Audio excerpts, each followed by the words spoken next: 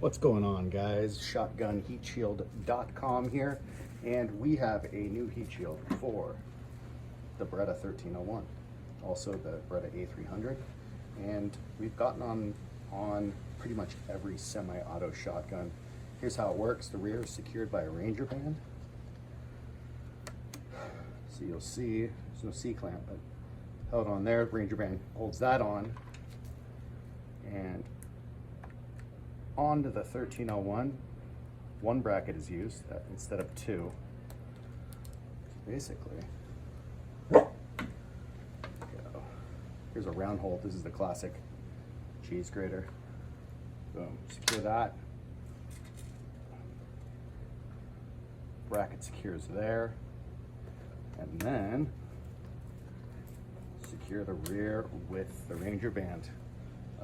Yeah, they're pretty sweet. They're not too expensive. Use the promo code YouTube on ShotgunHeatShield.com and look up your semi-auto, because we sell them for pretty much all of them now.